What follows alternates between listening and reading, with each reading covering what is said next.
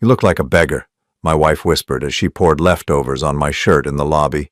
Her lover just stood there smiling. They rushed inside to sign the $800 million deal, but when the CEO's chair spun around, I was sitting there with a special gift.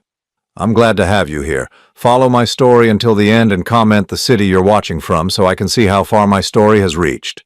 I never thought a container of leftover Chinese food could destroy what was left of my dignity, but there I was, standing in the marble lobby of Sterling Corporate Tower with sweet and sour sauce dripping from my shirt collar onto my worn leather shoes.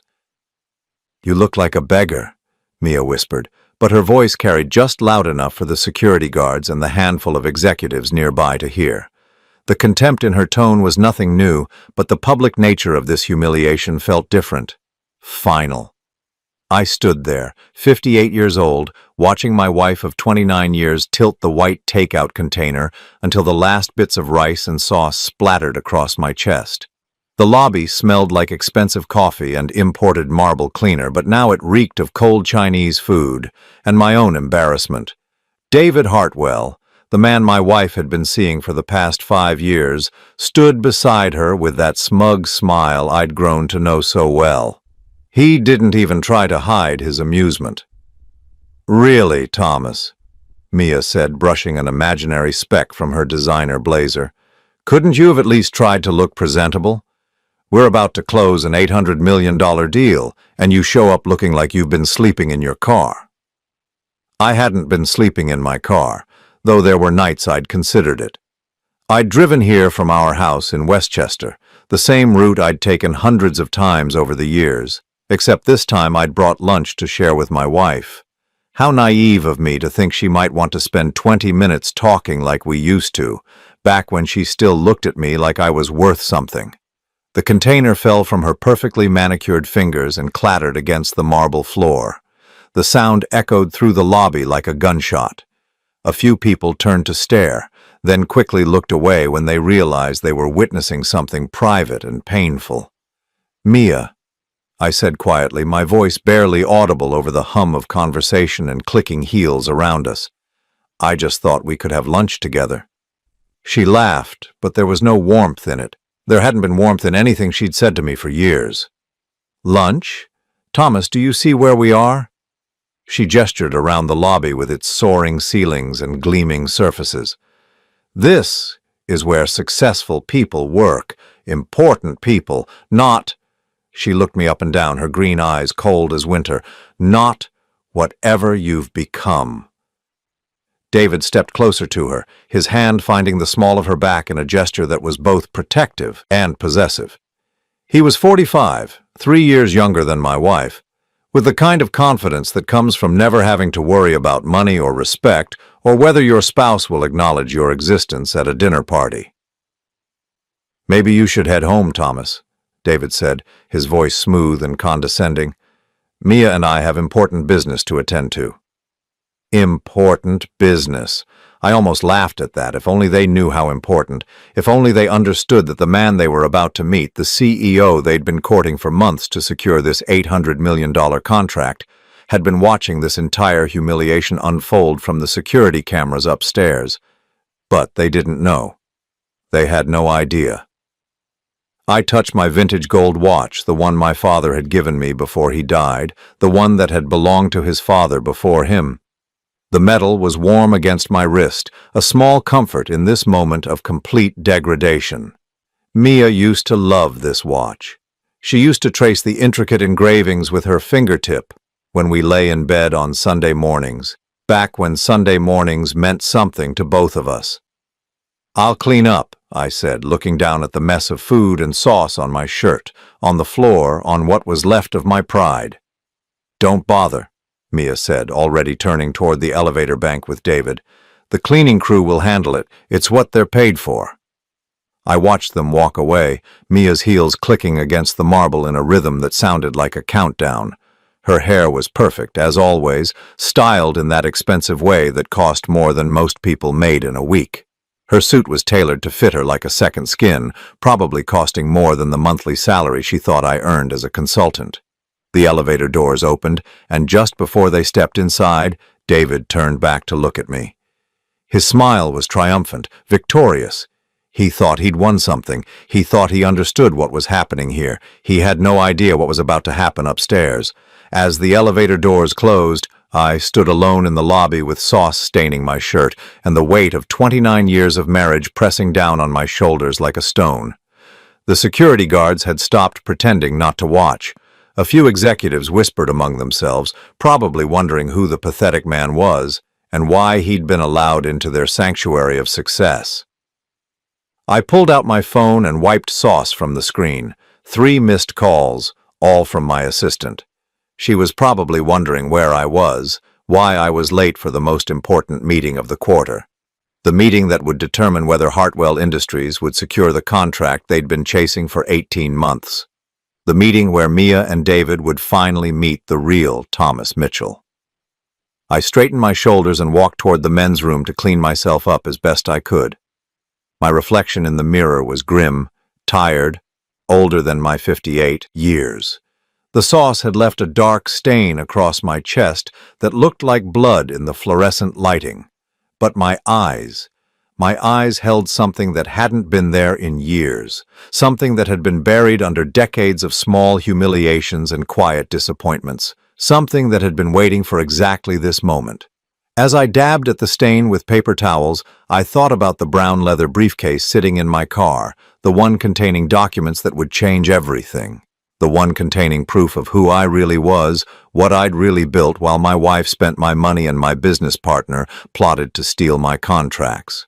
I thought about the chair on the 46th floor, the one behind the mahogany desk in the corner office with the panoramic view of Manhattan, the chair that had been waiting for me to claim it publicly for the first time, the chair that Mia and David were about to see me sitting in. I finished cleaning the sauce from my shirt as best I could, straightened my tie, and checked my watch.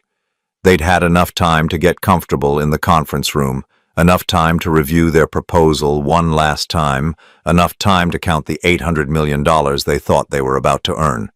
Time to show them exactly who they'd been underestimating all these years. Standing in that sterile bathroom, scrubbing sweet and sour sauce from my shirt, my mind drifted back to when things were different. When Mia used to look at me like I hung the moon instead of like I was something she'd scraped off her shoe. It was 1995 when we got married. I was 29, she was 23, and I was already building something she never bothered to understand. Back then, she called my work ethic admirable. She'd bring me coffee when I worked late in our tiny apartment, kiss my forehead when I fell asleep over spreadsheets and business plans. "You're going to change the world," she used to say, curled up against me on our second-hand couch. She wasn't wrong. I just changed it more quietly than she expected. The real irony was that Mia had been living off my success for decades without knowing it. Every designer handbag, every spa weekend, every first-class vacation to Europe had been funded by the empire I'd built in the shadows. An empire I'd deliberately kept invisible, using shell companies and trusted associates as the public faces while I controlled everything from behind the scenes. Mitchell Holdings, Sterling Industries, Apex Development Corporation, 3 companies that most people thought were owned by other people, but every major decision flowed through me. Every contract, every acquisition, every $800 million deal that ambitious executives like David Hartwell spent months trying to secure. I'd learned early that being underestimated was more powerful than being feared. While other CEOs posed for magazine covers and gave interviews about their business philosophies, I worked in silence. I let other people take the credit while I collected the profits. It was a strategy that had made me one of the wealthiest men in Manhattan, and it was also the reason my wife treated me like a failure. The transformation had been gradual. When I lost my corporate job in 2008, Mia had been supportive at first. "We'll figure it out together," she'd said, holding my hand across our kitchen table while I explained that the company was downsizing and I'd been let go after 15 years. What she didn't know was that I'd been planning my exit for months. I'd seen the writing on the wall, and more importantly, I'd been building my own companies on the side. The severance package they offered me was pocket change compared to what I was already earning from my ventures, but I let everyone, including Mia, believe that money was tight. It was a test, I told myself. I wanted to see if she'd love me without the steady paycheck, the corporate title, the respect that came with being a vice president at a Fortune 500 company. I wanted to know if she'd stand by me while I built something real, something that belonged to us. The answer came slowly, like watching paint peel from a wall. First, she stopped asking about my day. Then she stopped cooking dinner when I was working late. By 2010, she'd stopped wearing her wedding ring to social events, claiming it didn't match her outfits. That was around the time she started making comments about my appearance, my prospects, my apparent inability to get back on track. She'd compare me to her friends' husbands, successful men who worked in visible careers, men whose accomplishments could be measured in office size and parking space proximity. Jennifer's husband just got promoted to partner, she'd say over breakfast, not looking up from her phone. They're buying a house in the Hamptons. What she didn't know was that I'd bought that house. Not directly, but through one of my companies. I owned the development company that built the entire neighborhood where Jennifer and her husband were so proud to live. The cruelest part was watching her spend money she thought came from my consulting work. I'd told her I was making $8,000 a month as a freelance business consultant, a deliberately modest amount that would explain our comfortable lifestyle without raising questions about where the real money came from. $8,000 a month when I was actually generating millions. She'd roll her eyes when I mentioned a new client, never asking for details because she'd already decided my work wasn't worth her attention. Meanwhile, she was planning $50,000 kitchen renovations and booking European vacations that cost more than most people's annual salaries. "We can afford it," she'd say when I'd gently question a particularly expensive purchase. "The inheritance from your father is still covering most of our expenses." Father had left me $50,000 when he died. That money had been gone within the first year of our marriage, spent on the down payment for our house in Westchester. But I let her believe we were living off inheritance money because it was easier than explaining the truth. The truth was too complicated, too unbelievable. How do you tell your wife that while she's been treating you like a disappointment, you've been quietly building a business empire worth over $2 billion? How do you explain that every morning when she leaves the house in her luxury car, headed to her yoga classes and shopping appointments, you're going to work as the silent owner of companies that employ thousands of people? How do you tell someone that their contempt has been funding their lifestyle? The breaking point should have come years ago, but I kept hoping she'd remember who I used to be to her. I kept thinking that if I was patient enough, loyal enough, she'd see past the facade I'd created and love me again. Instead, she found David Hartwell, the ambitious vice president at a mid-tier investment firm who drove a leased BMW and wore suits that were expensive enough to impress, but not so expensive that anyone would question where the money came from. David, who took her to restaurants I owned through subsidiary companies and bought her jewelry with money he'd borrowed against future commissions. David, who had no idea that the $800 million contract he'd been chasing for 18 months would only be approved if I personally signed off on it. I finished cleaning my shirt and stared at my reflection in the bathroom mirror. 58 years old, graying at the temples with lines around my eyes that hadn't been there when Mia and I were young and dreaming of building a life together. But my posture was straight, my hands were steady, and for the first time in years I felt like myself again. My phone buzzed with another call from my assistant. Margaret had been with me for 12 years, one of the few people who knew the full scope of what I'd built. She'd watched me suffer through Mia's increasing disdain, had fielded calls from my wife, demanding to know why I was working so late, when I was actually running board meetings for companies worth hundreds of millions of dollars. "Sir?" Margaret's voice was crisp and professional when I answered. "Mrs. Mitchell and Mr. Hartwell are in conference room A. They've been waiting for 8 minutes. "Let them wait a little longer," I said, adjusting my tie. "I'll be up in 5 minutes. "And the documents?" I thought about the brown leather briefcase in my car, the one containing not just the contracts David was hoping to sign, but also the divorce papers my lawyer had prepared, The financial disclosures that would show Mia exactly how much money she'd been spending without knowing where it came from, and, most importantly, the evidence about David's own financial situation. Evidence that would prove he wasn't the successful businessman he pretended to be.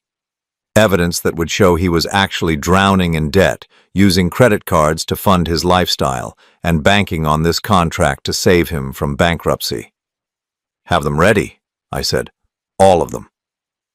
I walked out of the bathroom and toward the elevator, my steps echoing in the marble lobby where my wife had just humiliated me in front of strangers. The security guards nodded respectfully as I passed, though they had no idea they were greeting the man who paid their salaries. As the elevator carried me toward the 46th floor, toward the corner office where my wife and her lover were waiting to meet the CEO they thought they didn't know, I felt something I hadn't experienced in years. I felt powerful. The elevator climbed toward the 46th floor, each floor bringing me closer to a moment I'd been unconsciously preparing for since the day Mia first looked at me with disappointment instead of love. The numbers on the display panel flickered past, 23, 24, 25, each one marking another step away from the man who'd just been humiliated in the lobby and toward the man I'd always been behind the scenes. Margaret was waiting when the doors opened, her silver hair perfectly arranged, her expression professionally neutral despite what I knew she was thinking. She'd witnessed enough of Mia's phone calls over the years to understand exactly what kind of woman my wife had become. "Conference room A," she said simply, falling into step beside me as we walked down the hallway lined with original artwork that most people assumed belonged to Sterling Industries, but had actually been purchased through one of my personal holding companies. "How do they seem?" I asked, though I wasn't sure why it mattered. Nothing they could say or do would change what was about to happen. "Confident," Margaret replied, her voice carrying just a hint of irony. "Mr. Hartwell has been explaining to your wife how important this meeting is, how much this contract will change their lives." Their lives. As if they were a team. As if David Hartwell was anything more than a desperate man drowning in debt who'd latched onto my wife because he thought she had money. We stopped outside the conference room, and through the glass walls I could see them. Mia sat with her back straight, her designer blazer immaculate, completely unaware that she was sitting in a chair I'd personally selected when we designed this floor 3 years ago. David paced near the window, gesticulating as he spoke, his movements quick and nervous despite the confidence Margaret had mentioned. "The documents?" I asked. Margaret handed me a thin manila folder. Inside were copies of everything David thought he'd hidden. Credit card statements showing debts totaling over $400,000. Bank records proving his checking account had been overdrawn 6 times in the past 2 months. Loan applications that had been rejected by 4 different institutions. Most damaging of all, copies of emails he'd sent to potential investors. Emails where he'd claimed to be in a relationship with a wealthy woman whose family money would help secure his business ventures.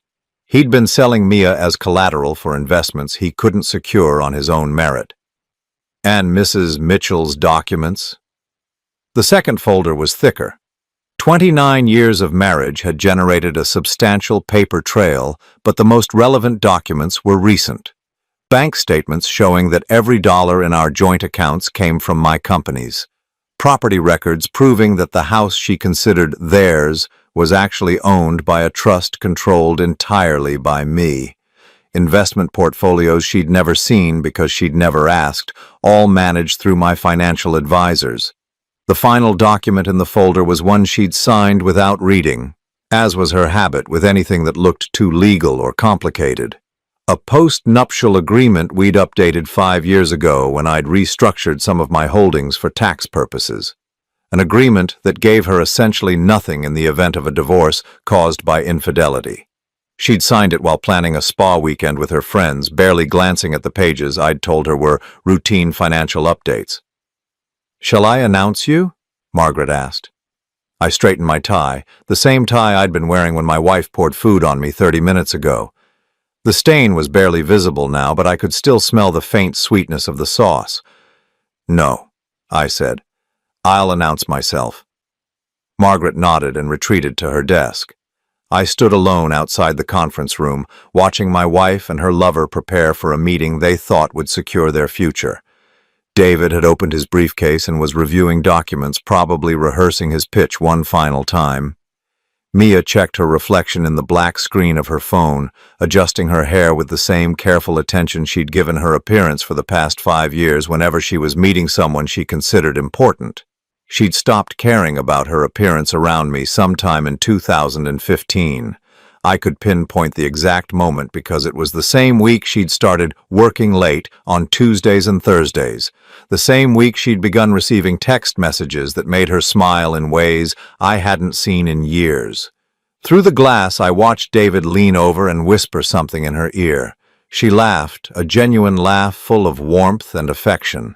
I couldn't remember the last time she'd laughed like that with me. Maybe our anniversary dinner in 2012, back when she still pretended to be interested in our marriage.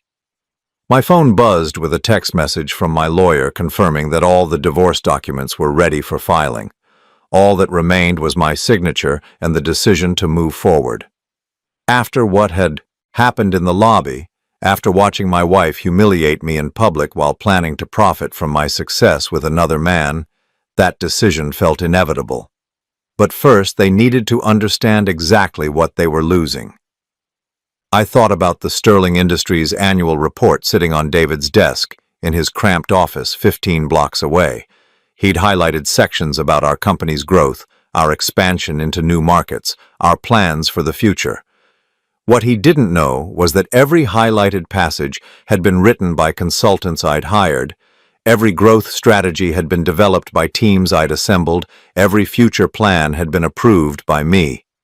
Sterling Industries existed because I'd created it. The $800 million contract existed because I'd negotiated the underlying deals that made it possible.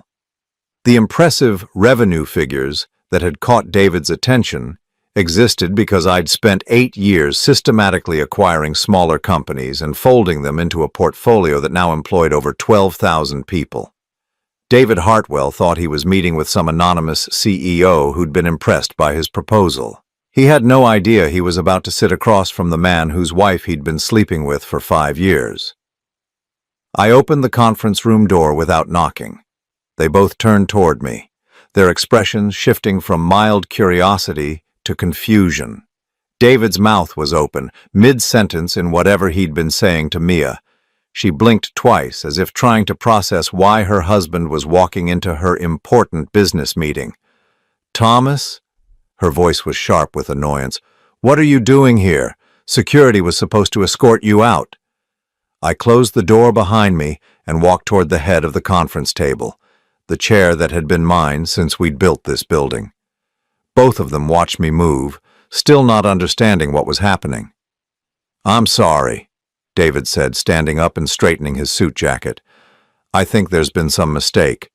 We're waiting for the CEO of Sterling Industries." I pulled out the chair and sat down, setting my folders on the table in front of me. The leather was soft and familiar under my hands, worn smooth from years of use during meetings they'd never known I was having. "No mistake," I said, looking directly at my wife. "You found him."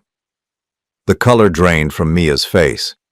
David looked from her to me and back again, his confidence evaporating like steam.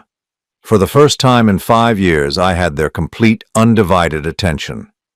"That's impossible," Mia whispered. "You're a consultant. You make $8,000 a month. You work from home."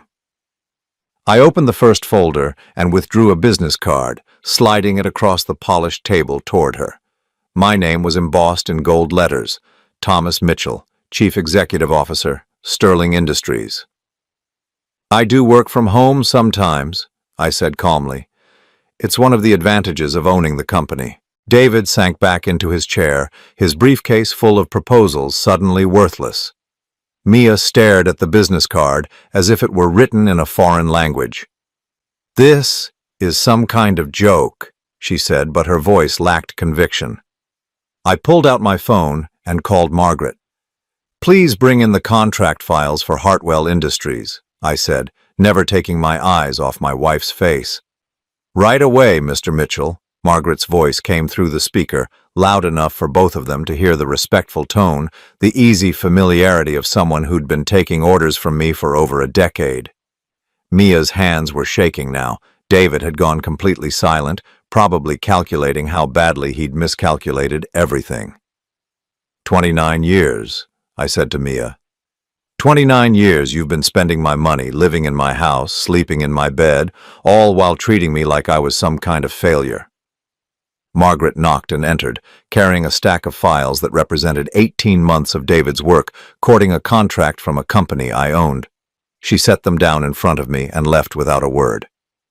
Every vacation you've taken, I continued, opening the top file, every designer dress, every spa treatment, every expensive dinner you've shared with Mr. Hartwell here, all of it paid for with money from companies you never knew I owned. I pulled out a photograph from David's file, one taken by a private investigator 6 months ago. It showed him and Mia leaving Giuseppe's restaurant, the same restaurant where I'd proposed to her 30 years ago. They were holding hands, laughing, completely unaware they were being watched. "Did you know," I said, sliding the photograph across the table, "that I own Giuseppe's? I bought it 3 years ago when the original owner wanted to retire. So every romantic dinner you've been having there, every bottle of champagne you've been sharing, every moment you've been planning your future together, I've been paying for all of it." The silence in the room was deafening. Outside, Manhattan continued its relentless pace, but inside this conference room, time seemed frozen. Finally, David found his voice. "The contract won't be signed," I finished for him, "at least not by you." I reached for the second folder, the one containing everything I'd learned about David Hartwell's real financial situation. It was time to show them exactly what kind of man my wife had chosen to replace me with. The silence stretched between us, like a taut wire ready to snap. Mia stared at the photograph of herself and David, her face cycling through expressions I hadn't seen in years. Shock, fear, and something that might have been shame if she were capable of feeling it. David's hands were flat on the conference table, his knuckles white with tension. "Look, Mr. Mitchell, I had no idea you were married to—" "Stop!" My voice cut through his excuse like a blade. "We both know that's not true." I opened the second folder, the thick one containing David's financial records. The papers rustled in the silence as I spread them across the mahogany table like a dealer laying out cards in a poker game where only I knew what everyone was holding. David Hartwell, I read from the top document. Visa card ending in 4791. Current balance, $63,412. Minimum payment, 60 days overdue. David's face went gray.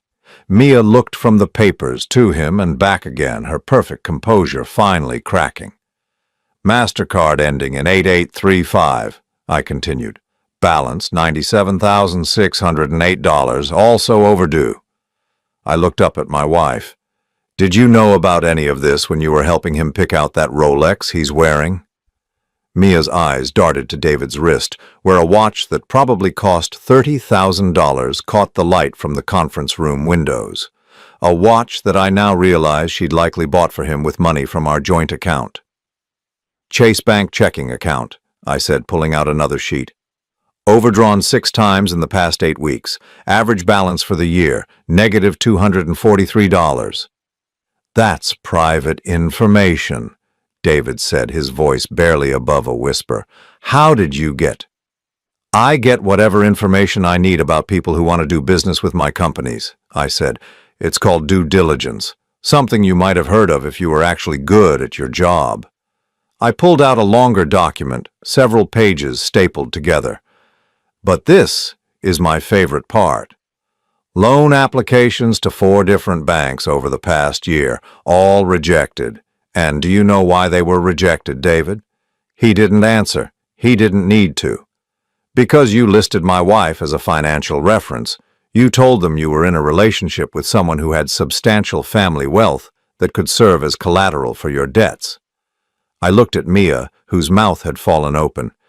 "You've been using her as a credit reference while she's been using you as an escape from a marriage she thought was worthless." The irony was so perfect it almost made me laugh.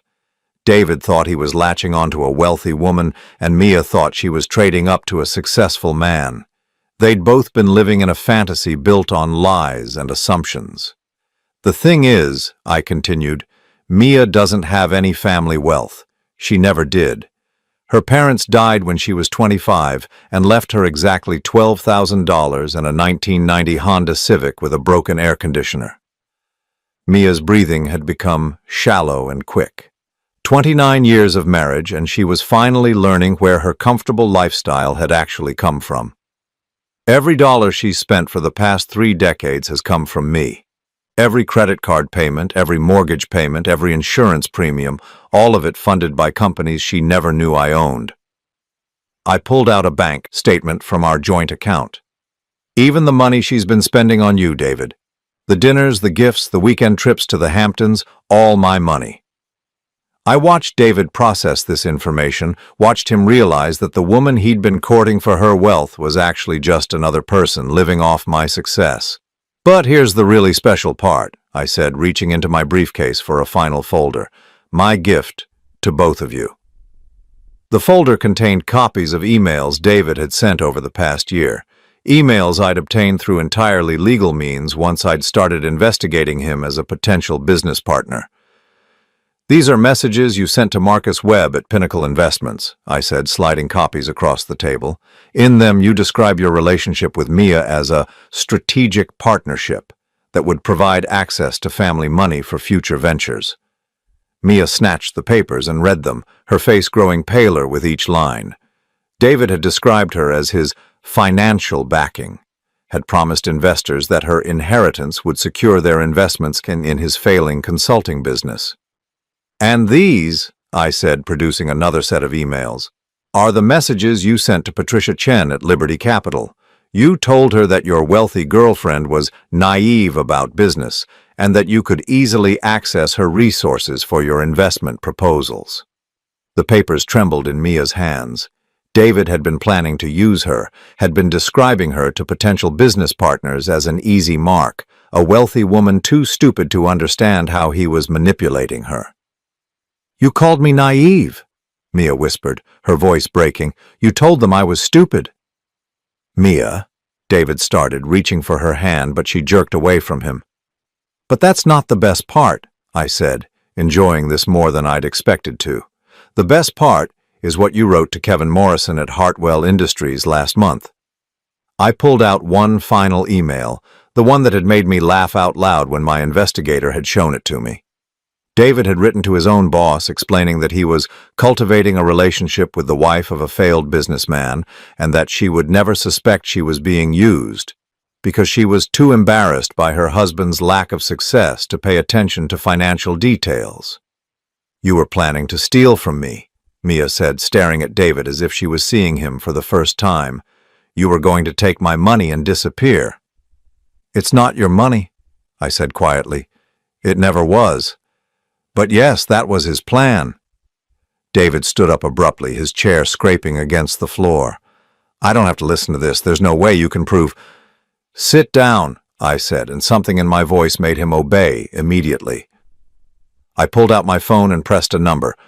"Margaret, please send security to conference room A and call Detective Morrison at the Financial Crimes Unit. Tell him we have those documents ready." "Right away, Mr. Mitchell." David's face went white. "Financial crimes?" "Wire fraud," I said calmly. "Using false information to obtain loans. It's a federal offense, especially when the amounts involved exceed $50,000. I gathered all the papers and returned them to their folders. "Every loan application you submitted with Mia listed as a reference contained false information. Every email you sent promising investors access to her money constituted fraud. The FBI takes this kind of thing very seriously." Through the conference room windows, I could see security guards approaching down the hallway. David saw them too and started toward the door, but I spoke again. "I wouldn't run if I were you. That just makes it worse." "Thomas," Mia said, her voice small and broken. "I didn't know. I swear I didn't know what he was planning." "I know you didn't," I said, and for the first time since this meeting began, my voice softened slightly. "You were just as much his victim as anyone else. The difference is, You were also my wife when you decided to betray our marriage." The security guards knocked on the door. Through the glass, I could see Detective Morrison behind them, a man I'd worked with before when we'd had issues with embezzlement at one of my other companies. "The divorce papers are already prepared," I said to Mia. "You can sign them voluntarily, or we can do this the difficult way, but either way, this marriage is over." She nodded, tears finally spilling down her cheeks. "The house belongs to a trust I control. You'll have 30 days to remove your personal belongings." I stood up, straightening my jacket. "The joint bank accounts will be closed today. You'll receive a settlement check for $50,000, which is more generous than the prenuptial agreement requires given the circumstances. $50,000, the same amount her parents had left her 29 years ago. It felt appropriate." "My lawyer will explain the rest," I said. "You'll be comfortable, but you'll need to find work. Real work, not the volunteer positions you've been treating like hobbies."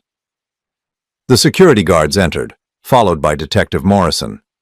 David looked around the room like a trapped animal, finally understanding that he'd walked into a trap months in the making. "Mr. Hartwell," Detective Morrison said, "we'd like to ask you some questions about loan applications you've submitted over the past year." As they led David away, he turned back to look at Mia one last time. But she wasn't looking at him. She was staring at me, seeing me clearly for the first time in decades. "29 years, she whispered. "You let me think you were nothing for 29 years. "I let you think whatever you wanted to think," I said. "I hoped you'd love me anyway." And when I didn't, I picked up my briefcase and walked toward the door. "When you didn't, I learned to love myself enough to stop needing you to." The conference room fell silent behind me as I walked away, leaving my wife to face the consequences of choices she'd made long before David Hartwell had entered our lives. Choices about respect, about loyalty, about what kind of person she wanted to be. For the first time in years, I felt completely, genuinely free. 3 days after the confrontation at Sterling Industries, I sat in my lawyer's office watching Mia sign the divorce papers with trembling hands. She looked smaller somehow, diminished in a way that had nothing to do with the simple black dress she wore instead of her usual designer outfits. "The settlement amount is final," Jonathan Reeves, my attorney, explained as she initialed each page. $50,000 as specified in the post-nuptial agreement. The house, cars, and all other assets remain with Mr. Mitchell. Mia nodded without speaking. She hadn't said much of anything since David's arrest had made the local news. "Local investment executive charged with wire fraud" had been the headline in the business section, accompanied by a photo of him being led away in handcuffs. The article mentioned his alleged scheme to defraud investors using false claims about family connections to wealth. It didn't mention Mia by name, but everyone in our social circle knew who David's wealthy girlfriend had been. "The joint accounts have been closed," Jonathan continued. "Your personal credit cards linked to those accounts are no longer valid. You'll need to establish your own banking relationships going forward." She looked up at that, panic flickering in her green eyes. "All of them? Even the American Express?" "All of them," I confirmed. "The platinum card you used to book your spa weekends was connected to my business accounts. So was the Visa you used for your shopping trips to Manhattan." The reality was hitting her in waves. For 29 years, she'd lived without ever thinking about money, never questioning where it came from or whether it would continue flowing. She'd treated credit cards like magic wands that made expensive things appear without consequences. "I don't understand how this is legal," she said, her voice barely above a whisper. "Half of everything should be mine. Community property. Doesn't apply when the assets were placed in trusts and corporations before the marriage," Jonathan explained patiently. "Assets that were built through Mr. Mitchell's work during the marriage, but held separately according to the post-nuptial agreement you signed." The post-nuptial agreement. I watched her face as she remembered signing it, probably thinking it was just another stack of boring paperwork I'd asked her to deal with. She'd been planning a girls' trip to Napa Valley at the time, more interested in restaurant reservations than legal documents. "You planned this," she said, looking at me with something between admiration and horror. You've been planning this for years. I planned for the possibility, said. I hoped I'd never need to use it. The truth was more complicated than that. I hadn't planned for divorce specifically, but I'd learned early in my business career to protect my assets. When my companies started generating serious money, I'd structured everything to minimize taxes and legal exposure. The fact that those same structures now protected me in divorce proceedings was just a fortunate side effect. But there was something else, something I hadn't admitted even to myself until recently. Part of me had been preparing for this moment since 2010, when Mia's treatment of me had shifted from disappointment to active contempt. I'd watched her choose designer shoes over our marriage, watched her prioritize status over loyalty, and I'd quietly built walls around everything I'd worked to create. "Where will you go?" I asked, and I was surprised to find that I genuinely cared about the answer. She shrugged, a gesture so unlike her usual precise movements that it made her look like a stranger. "My sister's house in Connecticut, I guess, until I figure things out." Her sister Karen, the high school principal who'd always disapproved of Mia's lifestyle, Karen who'd made pointed comments about living beyond your means at family gatherings for years. Mia would hate every minute of staying there, but it was probably her only option. "And work?" Jonathan asked, making notes on his legal pad. "I don't know." Mia's voice cracked slightly. "I haven't worked since before we were married. I don't even know what I'm qualified to do." She had a college degree in art history, something that had seemed romantic and sophisticated when we were young. But 29 years of charity luncheons and yoga classes didn't translate into marketable job skills. "There are placement agencies," I said, "companies that help people transition back into the workforce." She looked at me sharply. "You've researched that too?" "I've researched everything that might help you land on your feet," I admitted. "This doesn't have to destroy you, Mia. You're smart, you're educated, you can rebuild." "As what? A secretary? A sales clerk?" Her voice rose, some of her old fire returning. "Do you have any idea how humiliating this is?" "Yes," I said quietly. "I do." The silence that followed was heavy with 29 years of accumulated hurt and misunderstanding. I thought about all the times I'd tried to share my actual work with her, the excitement I'd felt about building something meaningful, the dreams I'd wanted us to pursue together. She'd never been interested in the details of what I was doing, never asked questions about my projects or goals. She'd wanted the results without the process, the lifestyle without the work that made it possible. "The house will be empty by next week," I said. "I'm having it cleaned and putting it on the market." "You're selling our home?" For the first time since we'd sat down, real emotion broke through her. Composed facade. "It was never our home," I said. "It was a house I bought for a woman who stopped wanting to live there with me years ago." She flinched at that, and I almost felt sorry for her. Almost. "I loved that house," she whispered. "You loved what it represented," I corrected. "You loved being able to tell people you lived in Westchester, loved hosting dinner parties where you could show off the renovated kitchen and the imported tile work. You never loved the house itself." "That's not true."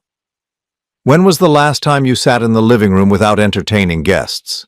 When was the last time you cooked dinner in that kitchen you spent $40,000 renovating? When was the last time you were happy just to be there?" She couldn't answer because we both knew the truth. She'd turned our house into a stage for the life she wanted people to think she was living, but she'd never actually lived that life. Jonathan cleared his throat. "The final documents will be filed tomorrow. The divorce will be finalized within 60 days. 60 days to end 29 years of marriage. It seemed both too long and not nearly enough time to process everything that had led us to this moment. "There's one more thing," I said, pulling an envelope from my jacket pocket. "I've arranged for you to receive job placement assistance and career counseling, 6 months of support to help you figure out what comes next." Mia stared at the envelope like it might bite her. "Why would you do that?" "Because spite isn't the same thing as justice," I said. "And because I want you to be okay, even if we can't be okay together." She took the envelope with shaking hands. I hurt you so badly. Yes, you did. I don't know how to apologize for that. I stood up, gathering my papers. You don't apologize for it, you learn from it, you become someone who wouldn't make the same choices again. Outside the lawyer's office, Mia and I stood on the sidewalk for what would probably be the last time as husband and wife. The autumn air was crisp, carrying the smell of dying leaves and the promise of winter. "What will you do now?" she asked. I thought about the quiet house in Westchester, empty now except for the memories I'd been carrying alone for too many years. I thought about the companies that would continue running smoothly without the weight of a failing marriage pressing down on my shoulders. "I'm going to live," I said. "Really live, for the first time in a long time." She nodded, tears finally spilling over. "I hope you find someone who deserves you." "I hope you find someone who helps you deserve yourself," I replied. We didn't hug goodbye. We didn't make promises to stay in touch or pretend this was anything other than an ending. She walked toward the subway station, carrying everything she now owned in a single handbag, while I walked toward my car and the rest of my life. For the first time in years, the future felt like something to look forward to rather than something to endure. 3 weeks later, I got a call from Karen, Mia's sister. "She's working at a bookstore," Karen said without preamble. $9 an hour, part-time. She cries every night. I was sitting in my empty house, eating takeout Chinese food from containers that reminded me uncomfortably of that day in the lobby. "Is she okay?" "She's surviving. Barely." Karen's voice was carefully neutral. "She asked me to call you." "What does she want?" "Nothing. She just wanted you to know that she understands now. What she threw away." Karen paused. "She wanted you to know that she's sorry, and that she knows sorry isn't enough."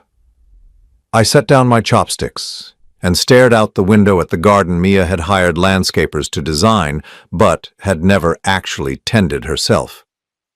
"Tell her I hope things get better for her." "Is that all?" I thought about forgiveness, about second chances, about the kind of man I wanted to be going forward. Tell her that understanding what she lost is the first step toward making sure she never loses anything that important again. After I hung up, I sat in my empty house and felt something I hadn't experienced in years: peace.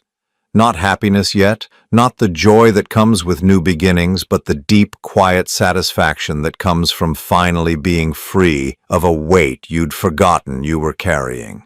Tomorrow, I would start looking for a smaller place to live, something that felt like home instead of a showcase.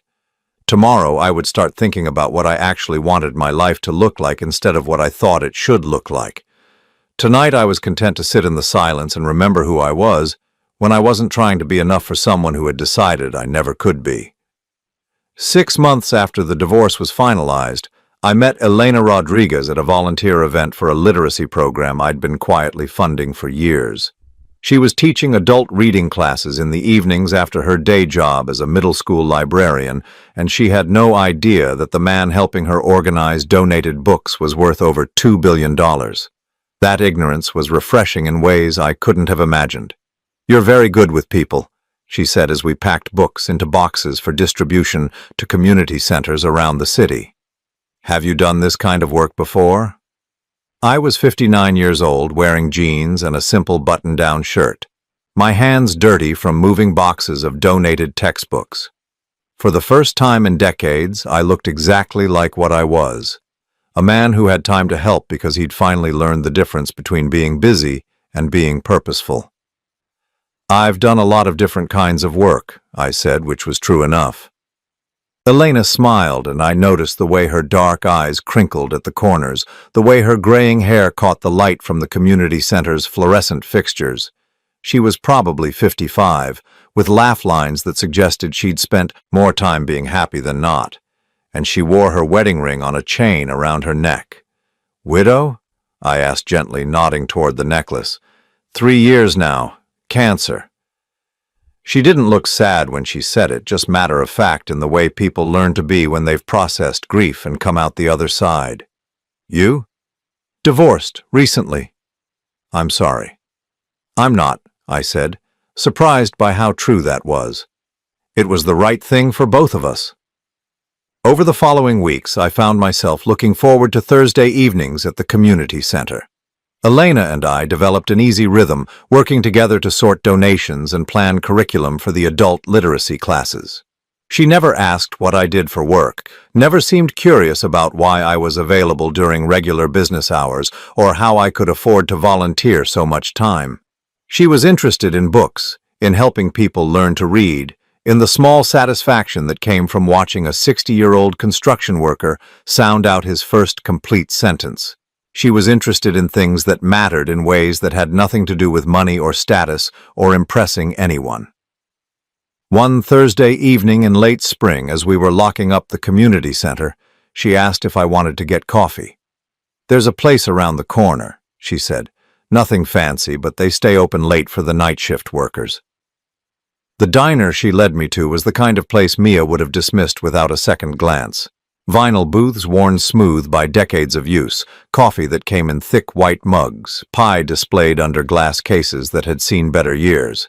It was exactly the kind of place where real conversations happened between real people. "Can I ask you something?" Elena said once we'd settled into a booth near the window. "Of course." "Are you running from something or towards something?"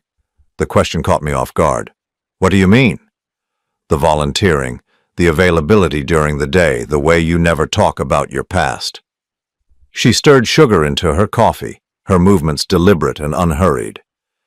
"People our age usually have more obligations, more ties. You seem very unencumbered." I considered lying, giving her some simplified version of my story that would be easier to digest.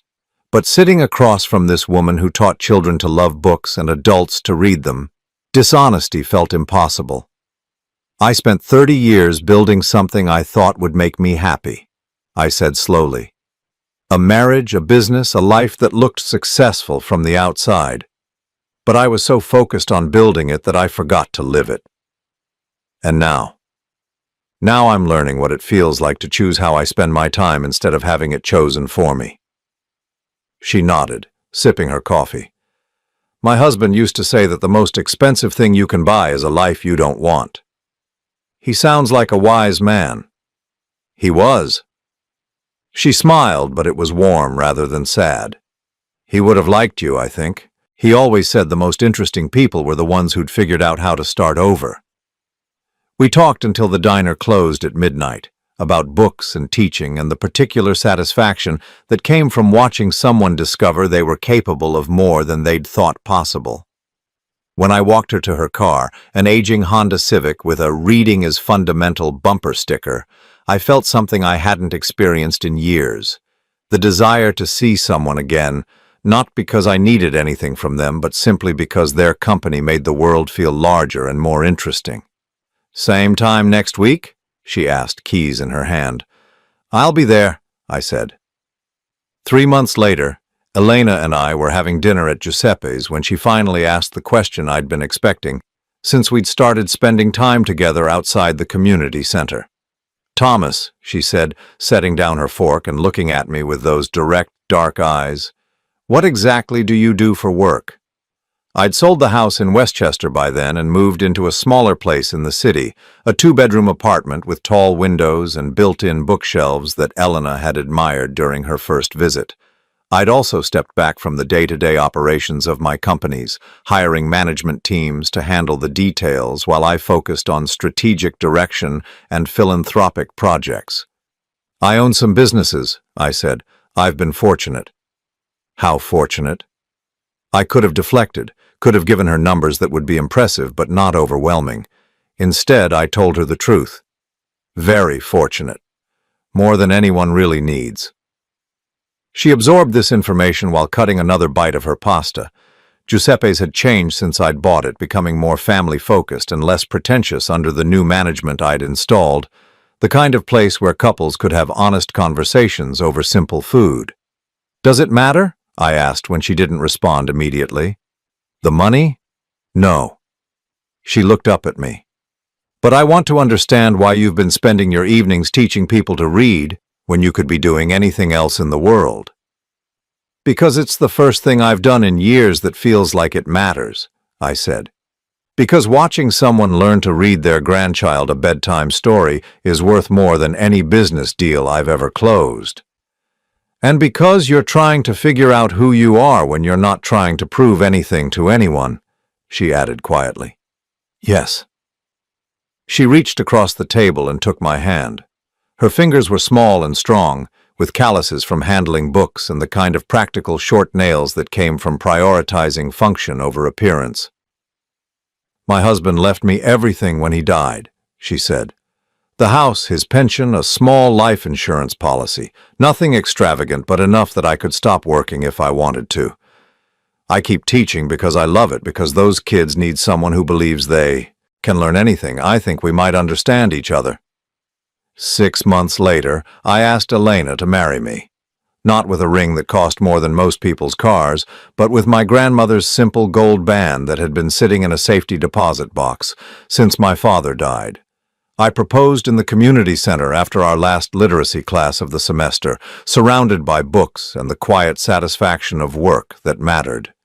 "Are you sure?" she asked, turning the ring over in her palm. "I'm not going to change. I'm not going to want the big house or the fancy cars or the social events. I like my Honda Civic and my tiny garden and my students who struggle with 3-syllable words." "I'm counting on you not changing," I said. "I like who I am when I'm with you." We were married 6 months later in a small ceremony at the same community center where we'd met. Elena wore a simple blue dress she'd bought at a department store. I wore the same navy suit I'd worn to volunteer events with my father's watch and a sense of peace I hadn't felt since I was young enough to believe that love was supposed to be uncomplicated. Mia sent a card which surprised me. Inside, she'd written, "I hope she sees you the way you always deserve to be seen. I'm learning to see myself differently, too. Thank you for that."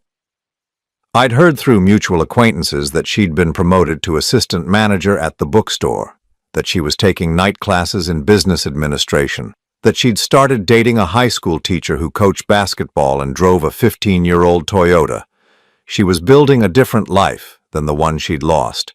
A smaller life in some ways, but apparently a more honest one.